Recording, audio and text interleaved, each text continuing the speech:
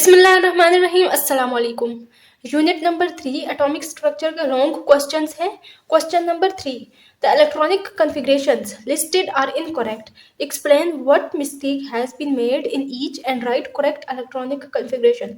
ये कुछ एलिमेंट्स हैं एक्स वाई और जेड, इनकी इलेक्ट्रॉनिक कॉन्फ़िगरेशंस बताई हुई है लेकिन ये इनकरेक्ट है। हमें बताना है कि इसमें कहाँ पर गलती है। तो सबसे पहले हम देख लेते हैं कि इलेक्ट्रॉनिक कॉन्फ़िगरेशन क्या होती है और किसी भी एटम की इलेक्ट्रॉनिक कॉन्फ़िगरेशन करने के लिए एक सिंपल सी ट्रिक यहाँ पर मैं आपको बताने वाली हूँ। इलेक्ट्रॉनिक कॉन्फ़िगरेशन का मतलब होता है filling of electrons in various shells and sub shells. Atom के अंदर जो मुख्तलिफ शेल्स और सब शेल्स हैं उनके अंदर इलेक्ट्रॉन को किस तरतीब से फिल किया जाता है, ये चीज़ हम इलेक्ट्रॉनिक कॉन्फ़िगरेशन के अंदर देख लेते हैं। इलेक्ट्रॉनिक कॉन्फ़िगरेशन को याद करने के लिए एक सिंपल सी ट्रिक आपने याद करनी है। S P S P S D P S T P S F T P और एस एफ डी पी। बस ये ऑर्डर आपने याद कर लेना है एटॉमिक ऑर्बिटल्स का।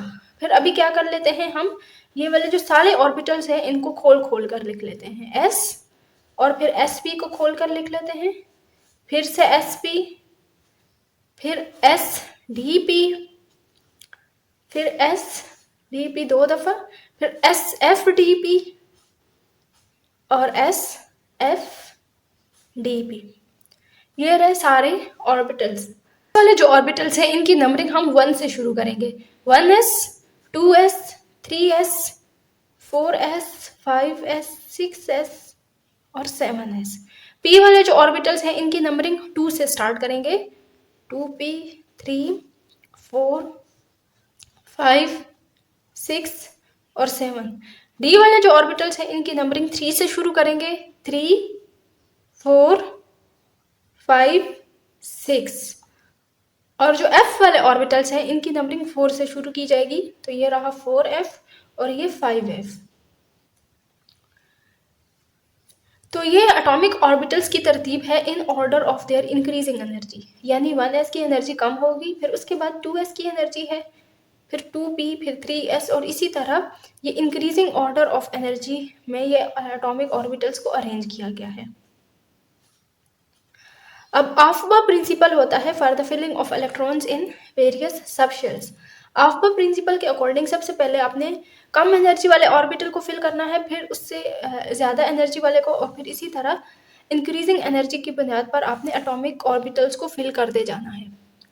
और एक और बात यहाँ पर जो कि आपको याद रखनी है फिलिंग ऑफ एटॉमिक ऑर्बिटल्स में, कि जो S है उसके अंदर मैक्सिमम 2 इलेक्ट्रॉन्स आ सकते हैं।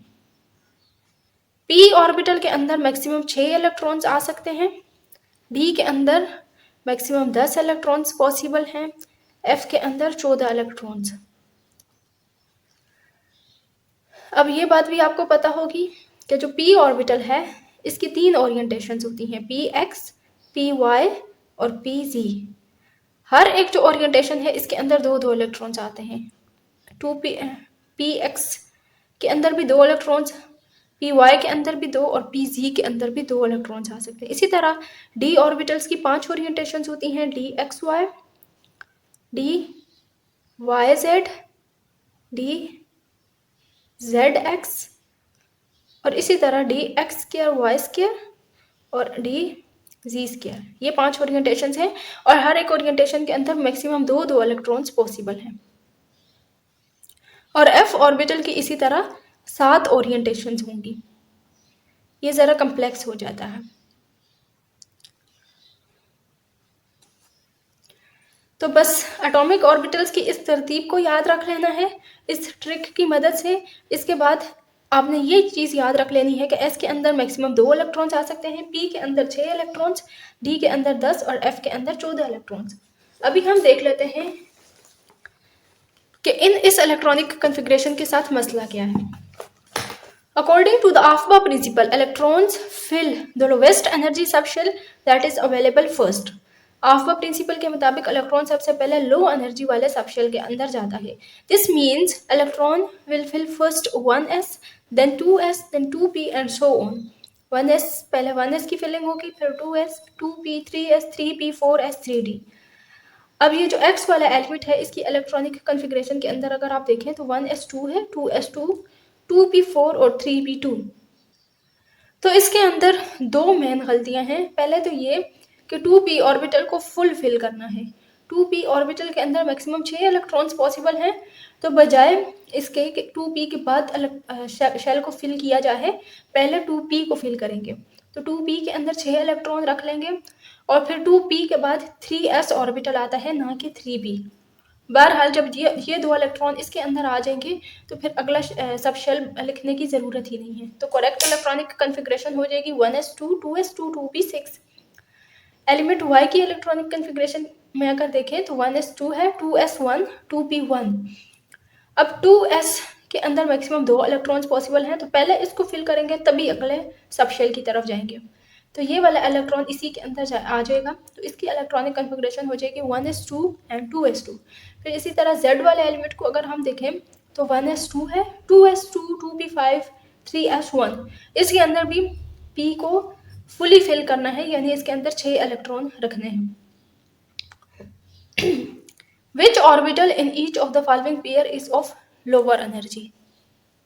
ये पेयर ऑफ एटॉमिक ऑर्बिटल्स बताए हुए हैं।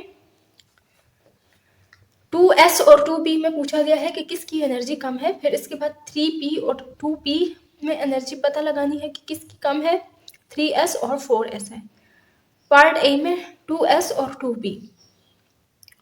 तो ये वाला जो एटॉमिक ऑर्बिटल्स का ऑर्डर है, जो कि मैंने अभी आपको ट्रिक की मदद से बताया है, इसकी मदद से भी आप आसानी से पता लगा सकते हो कि किस ऑर्बिटल की एनर्जी कम है और किसकी ज़्यादा है। अब जैसे 2s और 2p में 2s की एनर्जी कम है, फिर इसके बाद 3p और 2p का पूछा गया है, तो 2p ये रहा और 3p ये रहा। 2p की एनर्जी कम है 3p से। फिर 3s और 4s का एनर्जी पूछा गया है, 3s एंड 4s। 3s की एनर्जी कम होगी और 4s की एनर्जी ज़्यादा होगी। तो ये वाला जो इलेक्ट्रॉनिक कॉन्फ़िगरेशन है, इसकी मदद से हम पता लगा सकते हैं कि किस ऑर्बिटल की एनर्जी कम है और किस ऑर्बिटल की एनर्जी ज़्यादा है। तो energy of 2s is less than 2p। फिर इन दो के अंदर अगर हम देखें तो energy of 2p will be less than 3p। फिर 3s और 4s की एनर्जी, तो energy of 3s is less than energy of the 4s। और ये हमें कैसे पता चला है? आफ्बा प्रिंसिपल के मुताबिक जो वेरियस ऑर्बिटल्स हैं उनके इंक्रीजिंग ऑर्डर ऑफ एनर्जी की बुनियाद पर जब हमने उनको अरेंज किया, तो उसके अंदर जो ऑर्बिटल पहले आता है उसकी एनर्जी कम है और जो ऑर्बिटल बाद में आता है उसकी एनर्जी ज़्यादा है। सवाल नंबर 5 है, draw the Bohr model for the following atoms indicating the location of electrons, protons and neutrons. सबसे पहले पोटाशियम का बोहर मॉडल हमने ड्रा करना है, जिसका एटॉमिक नंबर है 19 और इसका मास नंबर है 39।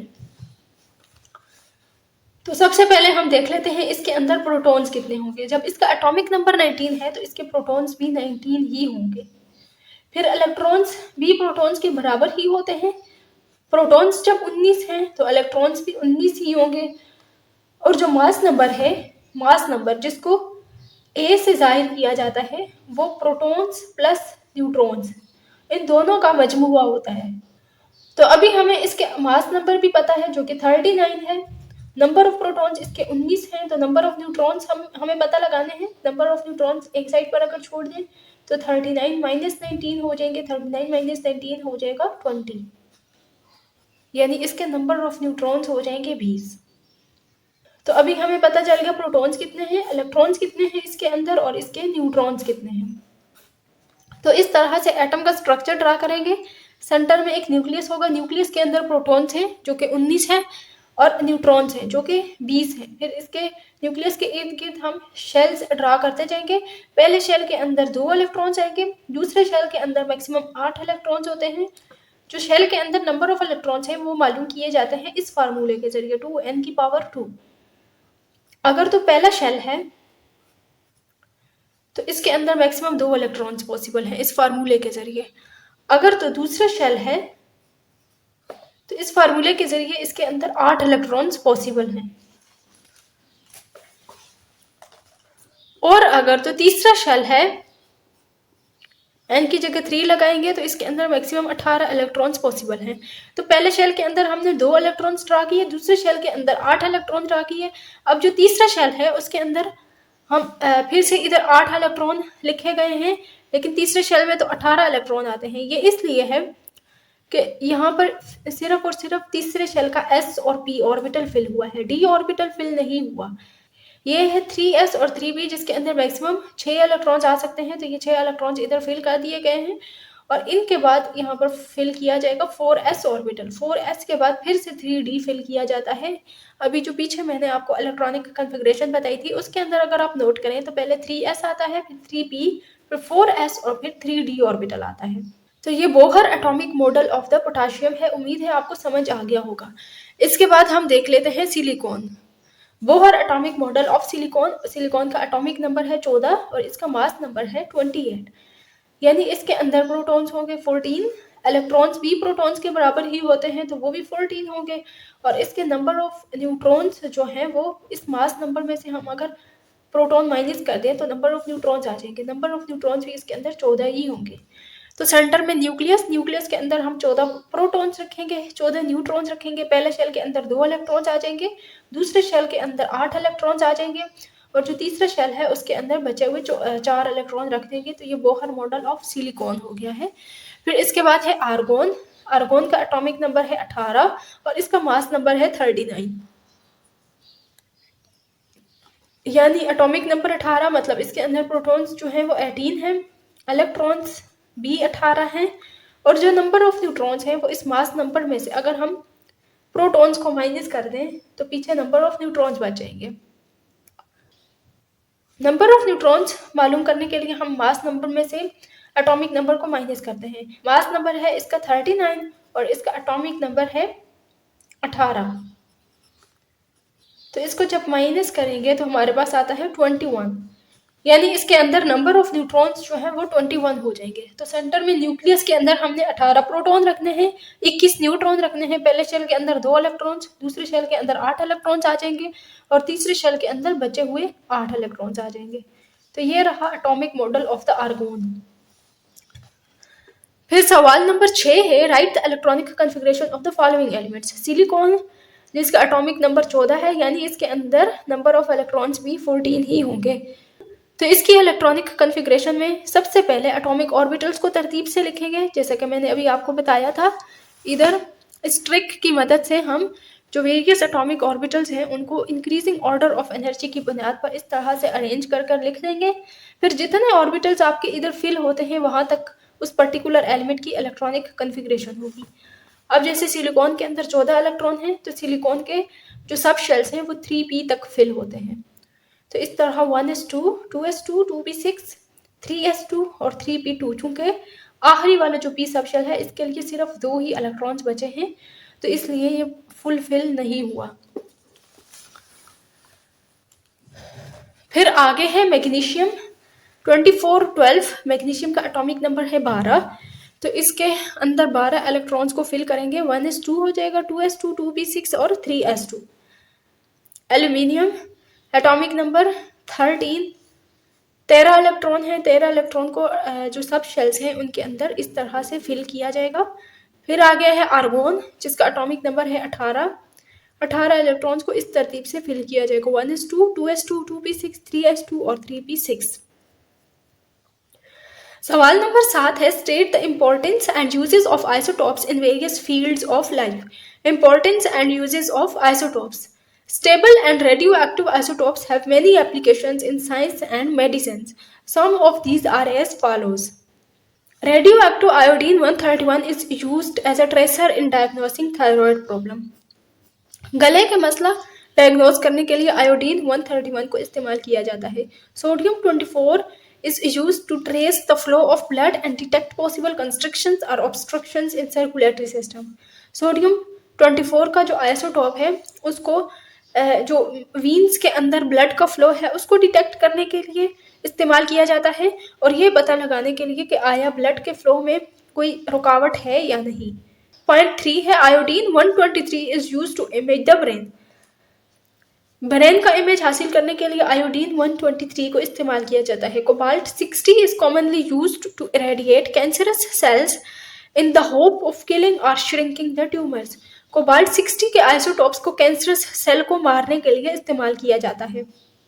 Carbon 14 is used to trace the path of carbon in photosynthesis. Photosynthesis के अमल में जो वाटर और कार्बन डाइऑक्साइड आपस में रिएक्ट करते हैं, 6 मोल्स ऑफ वाटर रिएक्ट करते हैं 6 मोल्स ऑफ कार्बन डाइऑक्साइड के साथ, तो C6H12O6 ग्लूकोज बनता है और साथ में 6 मोल्स ऑफ ऑक्सीजन बनते हैं। तो इस रिएक्शन के अंदर कार्बन का पाथ पता लगाने के लिए कार्बन 14 का आइसोटोप यूज किया जाता है।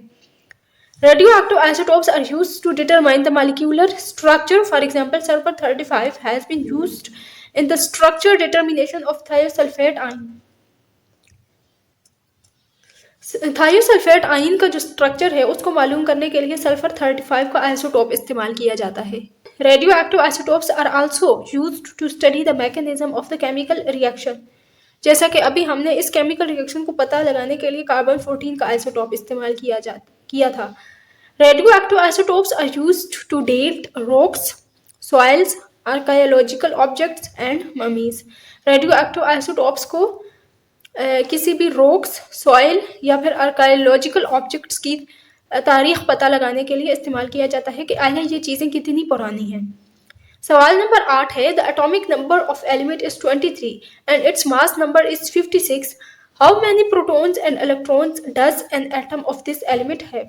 अगर एटॉमिक नंबर उसका 23 है और मास नंबर 56 है तो आपको पता लगाना है कि उसके अंदर कितने प्रोटॉन्स हैं और कितने इलेक्ट्रॉन्स हैं। एटॉमिक नंबर अगर 23 है तो एटॉमिक नंबर ही तो नंबर ऑफ प्रोटॉन्स होते हैं। अगर एटॉमिक नंबर 23 है तो नंबर ऑफ प्रोटॉन्स भी 23 ही है। और इसी तरह नंबर ऑफ प्रोटॉन्स एटम के अंदर और नंबर ऑफ इलेक्ट्रॉन्स बराबर होते हैं। Protons are equal to the electrons.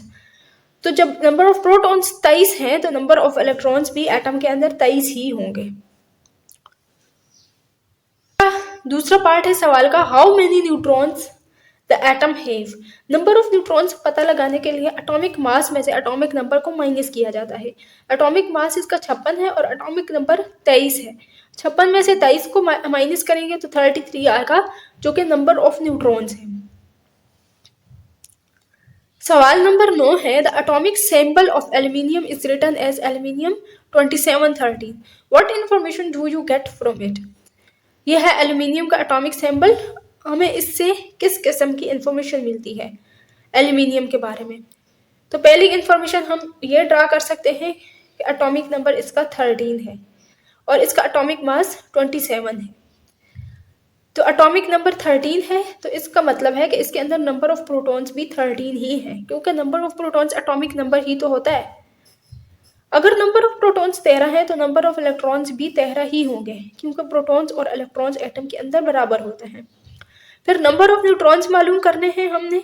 तो नंबर ऑफ न्यूट्रॉन्स मालूम करने के लिए जो एटॉमिक मास है जिसको ए से रिप्रेजेंट किया जाता है उसमें से हम एटॉमिक नंबर जिसको जेड से जाहिर किया जाता है वो माइनस कर देंगे। तो ए माइनस जेड बराबर हो जाएगा 14 के। Distribution of electrons in various shells हम देख लेते हैं। तो के शेल के अंदर मैक्सिमम 2 इलेक्ट्रॉन आएंगे, एल शेल के अंदर 8 इलेक्ट्रॉन आएंगे और जो एम शेल है उसके लिए 3 इलेक्ट्रॉन्स बच जाएंगे। Aluminium has 3 electrons in the valence shell. तो जब एल्यूमिनियम के आखिरी शेल में 3 इलेक्ट्रॉन है तो इसका मतलब है कि एल्यूमिनियम 3 इलेक्ट्रॉन को लॉस करके Al3+ का आयन बना सकता है। Therefore aluminium is a metal. चूंकि इसने केटाइन बनाया है तो मेटल्स की खासियत होती है कि वो केटाइन बनाते हैं। तो चूंकि इसने केटाइन बनाया है तो इससे हम ये अखज़ कर सकते हैं कि एल्यूमिनियम इज अ मेटल।